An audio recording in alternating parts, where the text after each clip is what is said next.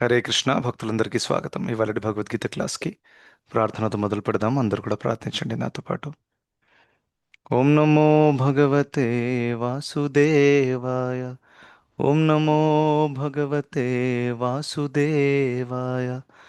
ఓం నమో భగవతే వాసుదేవాయ.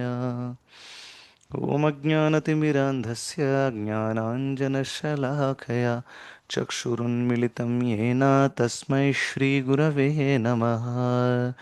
నమ ఓం విష్ణుపాదాయ కృష్ణప్రేష్ఠాయ భూతలే శ్రీమతే భక్తివేదాంత స్వామిన్నితి నామినే. నమస్తే సారస్వతే దేవే గౌరవాణీ ప్రచారిణే నిర్విశేషశూన్యవాदी పాశ్చాత్యదేశతారిణే. जय श्री कृष्ण चैतन्य प्रभु नित्यानंद श्री अद्वैत गदाधर श्रीवासादि गौर भक्त वृंद. हरे कृष्ण कृष्ण कृष्ण हरे हरे, हरे राम राम राम हरे हरे. హరే కృష్ణ భక్తులందరికీ స్వాగతం ఇవాళ భగవద్గీత క్లాస్కి. సో మనం 17వ అధ్యాయం చర్చిస్తున్నాము, శ్రద్ధాత్రయ విభాగ యోగము. అందులో మనము 10వ శ్లోకం వరకు చర్చించాము. సో పోయిన క్లాస్లో ప్రత్యేకంగా ఆ, అసురులు చేసేటటువంటి తపస్య ఎలా ఉంటుంది, వాళ్ళ బాడీని వాళ్ళు టార్చర్ చేసుకుంటారు, ఆ, పరమాత్మని కూడా బాధ కలిగిస్తారు, ఇంకా శాస్త్రరహితంగా ఉంటుంది, గర్వము అహంకారముతో చేస్తారు, మరియు కామము ఆసక్తితో చేస్తారు. ఇవన్నీ కూడా లక్షణాలు మనం చూసాం. దాని తర్వాత సాత్వికమైన ఆహారము, రాజసిక ఆహారము మరియు తామసిక ఆహారం గురించి మనం చాలా క్లియర్గా చర్చించాము, ఒక్కొక్క దానికి ఎటువంటి లక్షణాలు ఉంటాయనేది. సో బేసిక్గా మన కంక్లూజన్ పాయింట్ ఏంటంటే మనము భగవంతుడి ప్రసాదం తినాలి. అది ఆబ్వియస్గా సాత్వికంగా ఉంటుంది, దాంట్లో ఎటువంటి కాంప్రమైజ్ ఉండదు. సెకండ్, ప్రసాదం తింటున్నప్పటికీ మనము టేస్ట్ కోసం తినకూడదు. నాలికకి బాగా అనిపిస్తుంది కదా అందుకనే తింటున్నాను అనే భావం ఉండకుండా, అలా తింటే ఏమవుతుంది, మనం ఎంజాయ్మెంట్ భావంతో తింటున్నట్టు. I'm enjoying this gulab jamun or I'm enjoying this paneer సబ్జీ.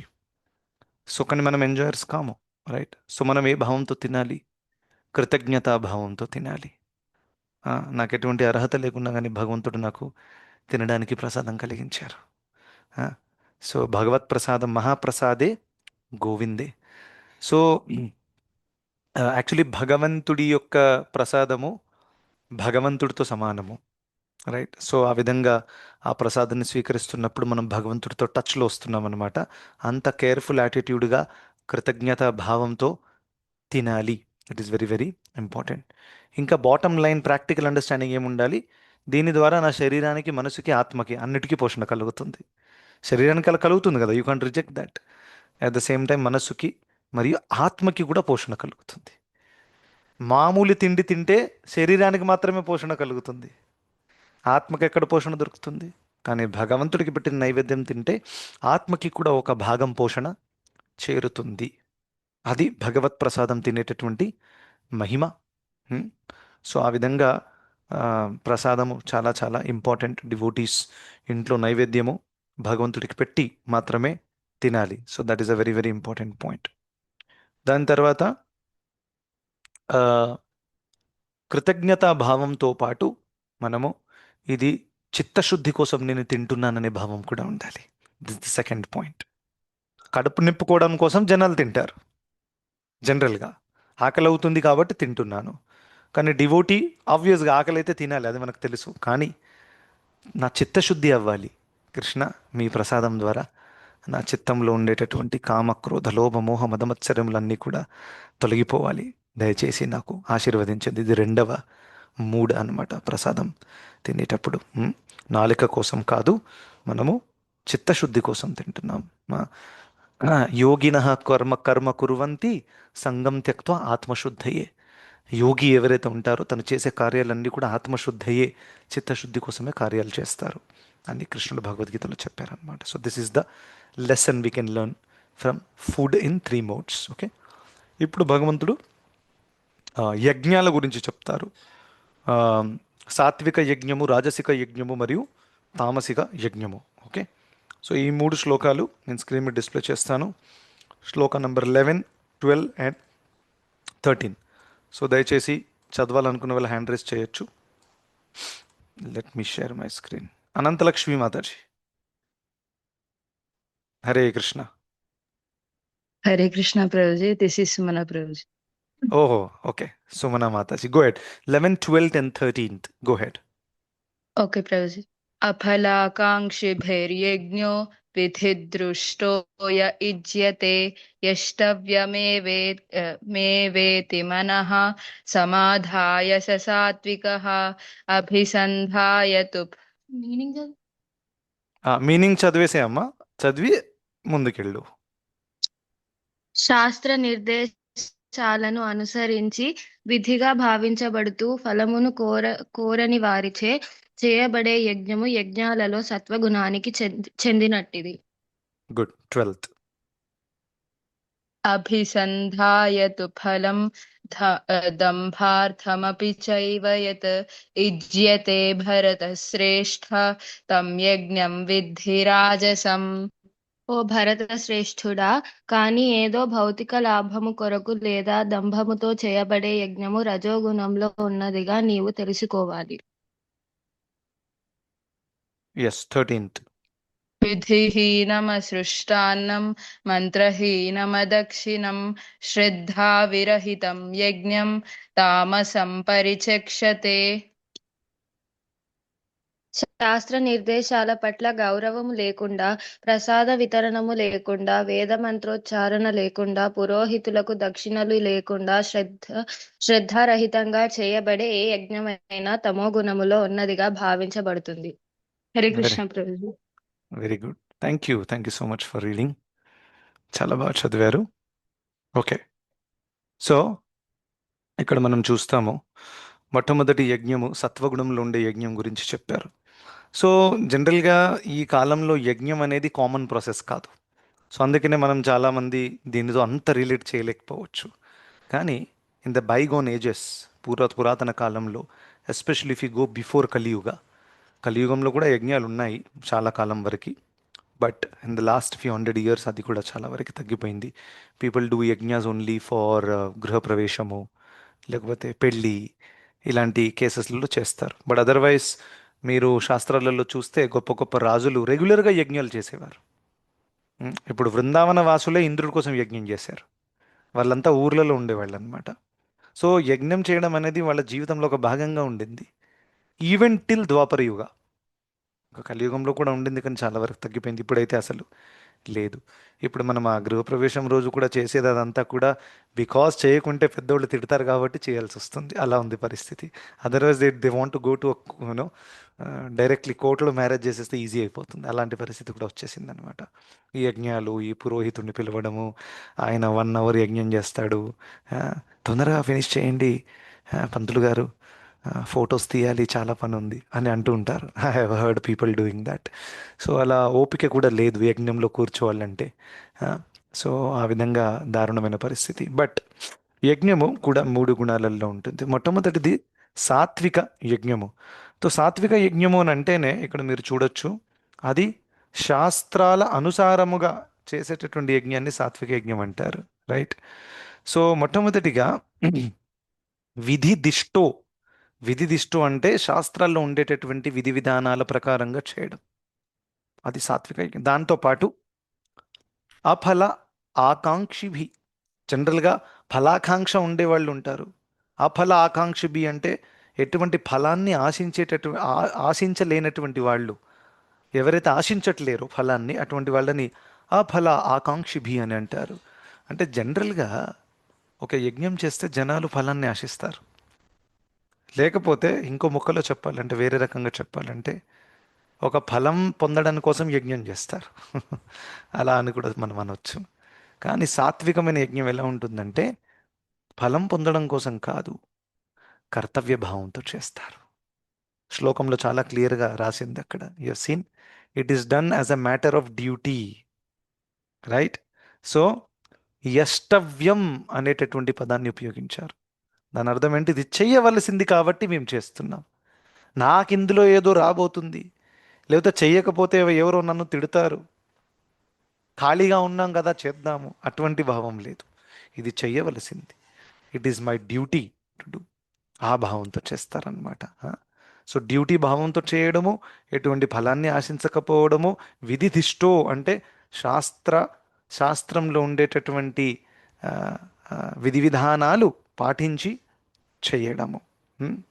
ఈ విధంగా ఎవరైతే చేస్తారో ఇటువంటి యజ్ఞాన్ని సాత్విక యజ్ఞము అని అంటారు. చాలా చాలా క్లియర్గా ఇక్కడ చెప్పబడింది. సో మనం ఇక్కడ చూస్తాము, జనరల్గా ఈ లోకంలో ఆ, భగవంతుడి దగ్గరికి రావడం కూడా, లేకపోతే ఆధ్యాత్మిక కార్యాలు చేయడానికి వెనకాల కూడా జనరల్గా 4 లెవెల్స్ ఉంటాయి. ఒకటి భయం వల్ల చేస్తారు, రెండవది కోరిక వల్ల చేస్తారు, మూడవది డ్యూటీ అనుకుని చేస్తారు, నాలుగవది ప్రేమ వల్ల చేస్తారు. 4 లెవెల్స్ ఆఫ్ అప్రోచింగ్ గాడ్. భయం వల్ల అంటే నేను ఇప్పుడు ఎన్నో పాపాలు చేశాను నాకు తెలుసు, ఇప్పుడైనా నేను వెళ్ళకపోతే, ఈ పూజ ఈ మందిరానికి వెళ్ళకపోతే నేను ఇంకా నరకానికి వెళ్తానేమో, సో వెళ్ళి కొంచెం గుంజీలు తీద్దాం భగవంతుడి దగ్గర. చాలామంది ఇలా గుంజీలు కూడా తీస్తారు భయం వల్ల. రెండవది కోరిక వల్ల, వాళ్ళకి భయం ఏం లేదు కానీ నాకు ఒక కోరిక ఉంది, ఆ, ఈ కోరిక నెరవేరాలి, వెంకటేశ్వర స్వామికి మొక్కుకుంటాను, ఈ విధంగా మొక్కుకొని ఏదో ఒకటి చేస్తారు. మూడవది డ్యూటీ వల్ల, వాళ్ళకి భయము లేదు కోరిక లేదు, కానీ వాళ్ళు అనుకుంటారు, అరే నాకు భగవంతుడు ఇంత చేశారు, నేను అసలు సమయం తీసుకుని భగవంతుడి దగ్గరకు మందిరానికి వెళ్ళి ఆయనకు నేనేదో సేవ చేయాలి, ఆయన నుండి అనడం ఏంటి అసలు, ఏం అడగాలి, నేను ఇంత ఇచ్చారు నాకు ఆల్రెడీ. ఒక డ్యూటీ, కృతజ్ఞతా భావంతో వెళ్తారు. ఇంకా నాలుగవది ప్రేమ. ఇది చాలా ఉన్నతమైన స్థాయి. సో నాలుగిట్లో ఉన్నతమైన స్థాయి ఏంటి? ప్రేమ. కరెక్ట్. కానీ అదంతా ఈజీ కాదు పొందడం. ప్రేమ అంటే భగవంతుడి దగ్గరికి ఎందుకు వెళ్తున్నారు?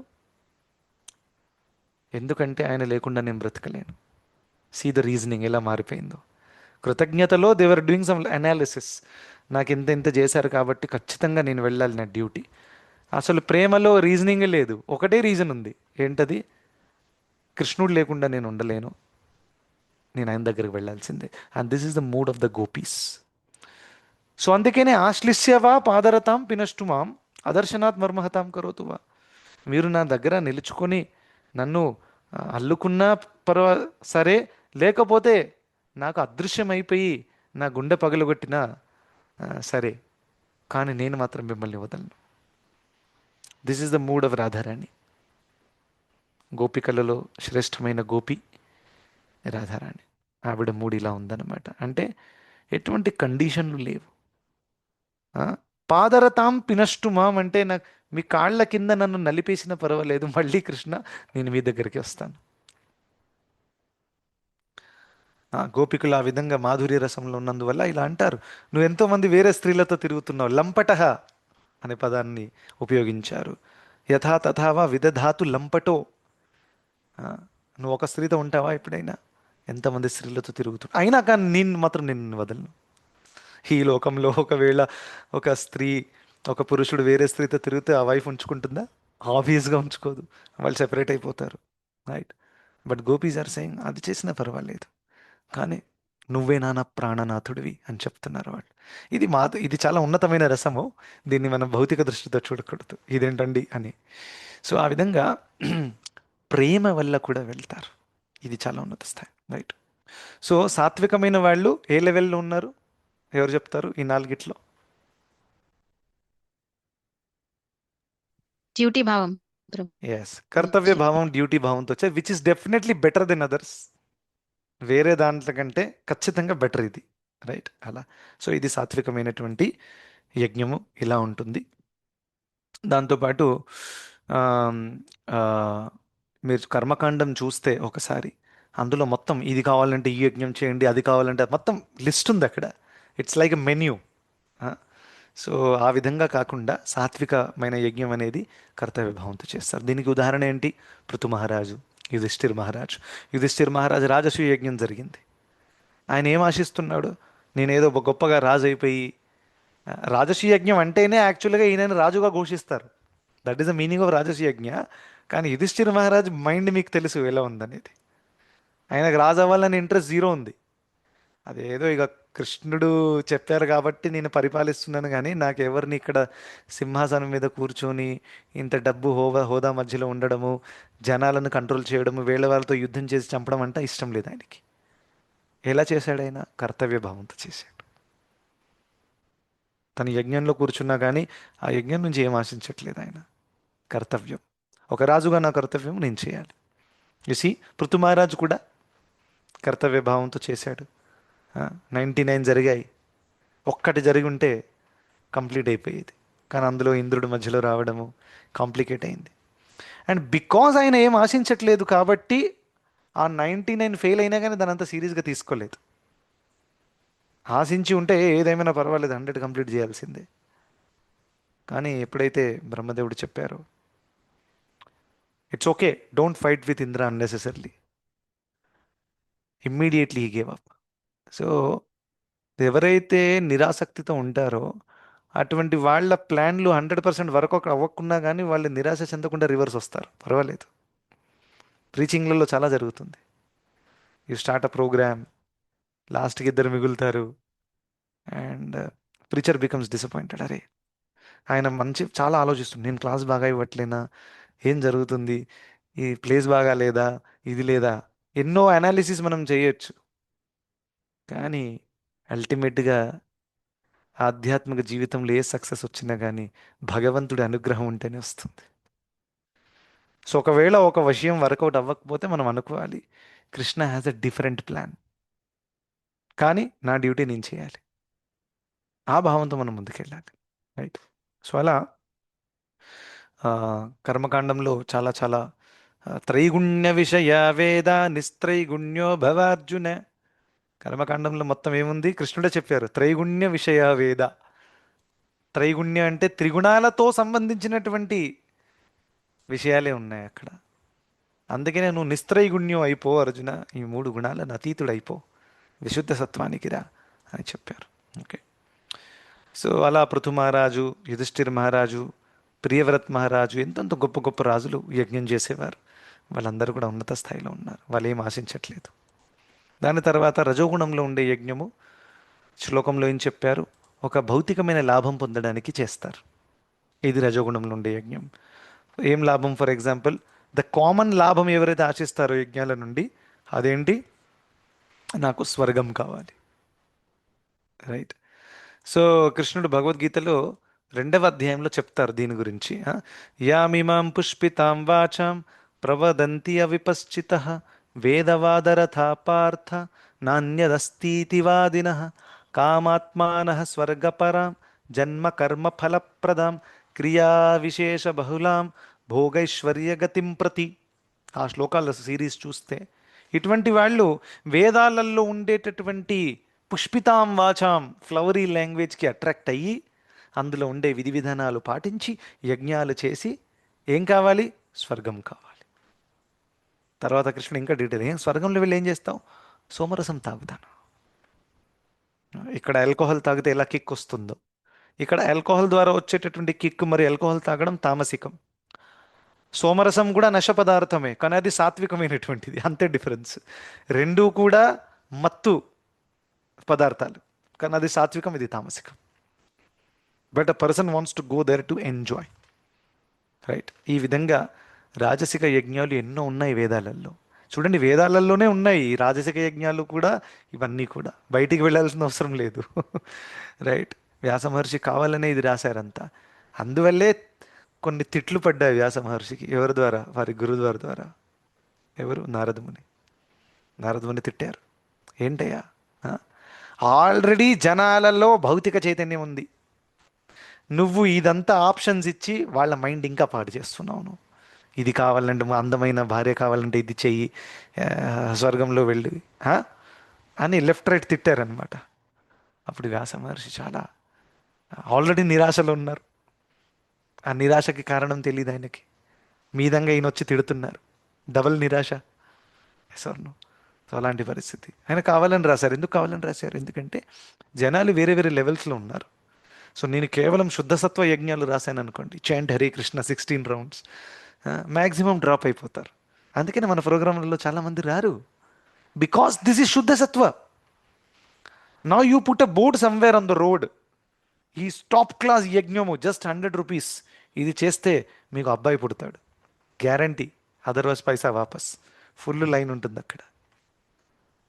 షీ కానీ కృష్ణ చైతన్యం చాంటింగ్ చేయండి భగవద్ధామానికి వెళ్తారు, అక్కడ ఎవరు రారు. బికాస్ విశుద్ధ సత్వ స్థాయిని, విశుద్ధ సత్వ స్థాయికి ఆకర్షితులు అందరు అవ్వలేరు. దానికి సుకృతి కావాలి. సుకృతి ఉన్నవాడే ఆటోమేటిక్గా అట్రాక్ట్ అయిపోతాడు. వాడికి అన్ని విషయాలు అర్థమైపోతూ ఉంటాయి. అది ఎలా అండి, తెలియదు. చాలా తక్కువ సమయంలోనే అరే మొత్తం ఇట్ ఈస్ లైక్ పోయిన మెమరీ తిరిగి వచ్చినట్టు అనిపిస్తుంది అనమాట. ఎందుకంటే హీ క్యారీస్ దట్ బ్యాక్గ్రౌండ్ పూర్వజన్మ నుండి. ఆ, చిన్నప్పటి నుంచి ఎటువంటి ఎక్స్పోజర్ లేదు, otherwise still the person becomes very attracted. So విశుద్ధ సత్వానికి అందరు రాలేరు కాబట్టి వ్యాస మహర్షి ఏం చేశారు, కొంతమంది నిమ్నమైన గుణాలు వాళ్ళు కూడా ఉన్నారు, కొంతమందికి అది మ్యాక్సిమం అలా ఉన్నారు కలియుగంలో. సో వాళ్ళ కోసం ఒక ఫెసిలిటీ ఉండాలి కదా, వాళ్ళ కోసం ఈ ఫెసిలిటీ ఇచ్చారు. మరి తమో గుణం, మరి ఇలా ఇచ్చి ప్రయోజనం ఏంటి అని మీరు అడగొచ్చు. ప్రయోజనం ఏంటంటే ఏ యజ్ఞము చేసినా అందులో హరినామం ఫిక్స్ ఉంటుంది.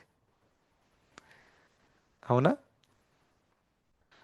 సో యజ్ఞ ఆచమనలోనే ఓం కేశవాయ నమ, ఓం నారాయణాయ నమ, ఓం మాధవాయ నమ, ఓం గోవిందాయ నమ. సో 4 హరినామాలు తీసుకున్నాడు అప్పుడే. యజ్ఞంలో కూర్చుంటున్న టైంలోనే ఆచమన చేశాడు, అక్కడే నారాయణుడు వచ్చేశాడు. ఈ విధంగా కనీసము అజ్ఞాత సుకృతి దక్కుతుంది హరినామము తీసుకుని అని వ్యాస మహర్షి అక్కడ పెట్టారు. ఎంత తెలివి చూడండి. తెలివి కాదు, కరుణ యాక్చువల్గా. అవునా? తెలివి చాలా మంది దగ్గర ఉంటుంది, కరుణ అందరి దగ్గర ఉండదు. కరుణ ఉండేవాడు ఎప్పుడు వేరే వాళ్ళ గురించి ఆలోచిస్తాడు. తెలియగలిగిన వాడు సెల్ఫిష్గా కూడా ఉంటాడు చాలాసార్లు.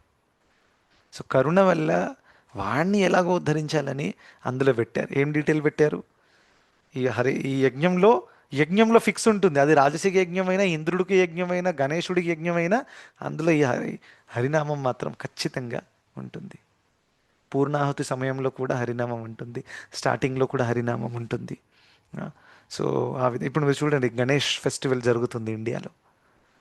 సో విచ్చలవిడిగా సినిమా పాటలు పెడతారు, తాగి డ్యాన్స్ చేస్తుంటారు, ఇదంతా చూసాం మనం.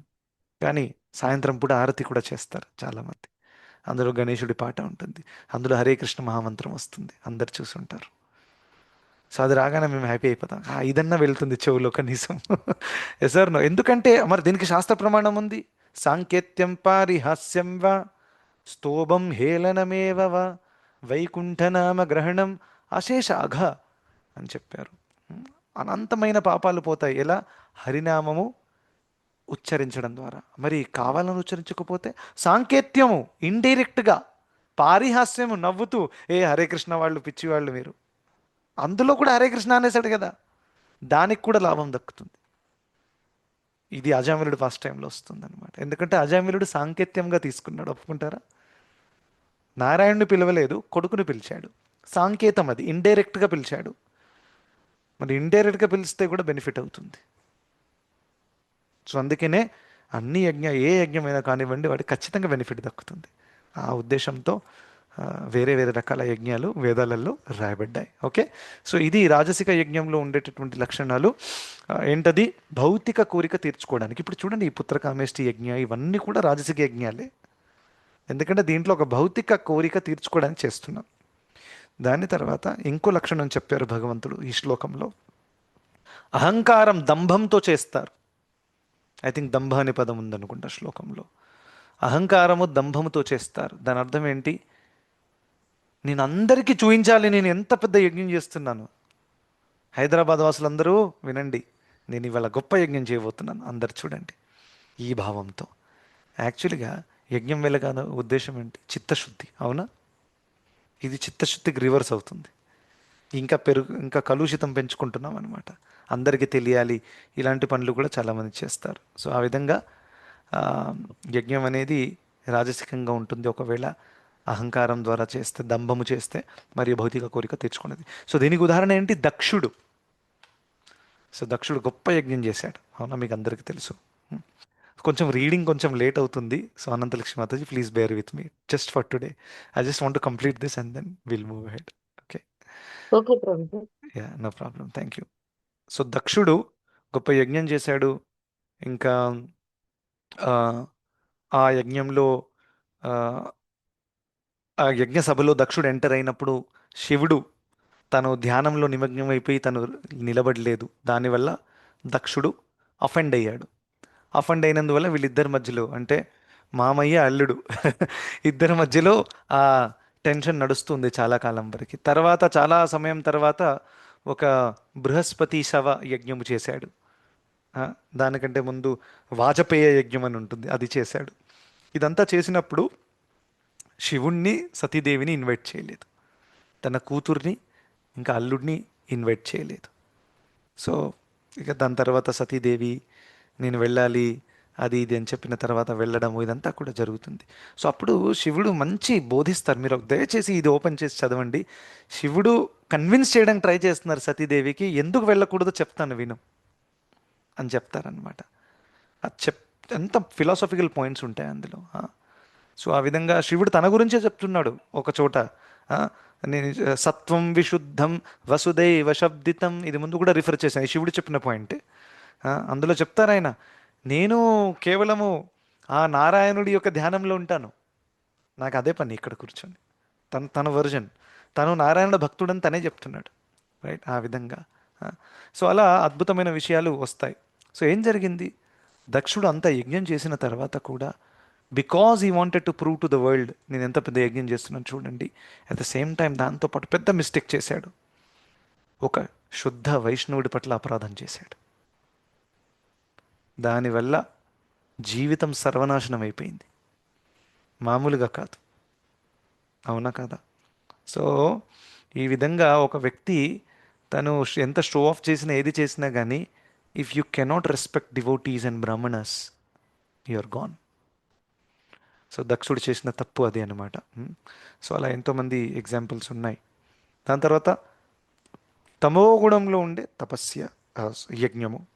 సో తమోగుణంలో ఉండే ఆ యజ్ఞం ఎలా ఉంటుంది, నాకు రూల్స్ రెగ్యులేషన్తో సంబంధం లేదు, నాకు శాస్త్రాలతో సంబంధం లేదు, నేనేం చేయాలనుకుంటే అది చేస్తాను. This is the philosophy, my life my rules. Right, అలా. సో అందుకనే విధిహీనం. విధిహీనం అంటే ఏంటి, ఎటువంటి శాస్త్ర విధి విధానాలు పాటించకుండా చేసేటటువంటిది. ఇంకా అసృష్టాన్నం, అరే యజ్ఞం చేశారు ప్రసాదం అన్న పెట్టండి. యజ్ఞంలో ఒక ఇంపార్టెంట్ ఎలిమెంట్ ప్రసాదం. ప్రసాదం కూడా పెట్టారు, ఆల్కహాల్ పెడతారు, నాన్ వెజ్ పెడతారు. నాన్ వెజ్ ప్రసాదం కాదు, గుర్తుపెట్టుకో.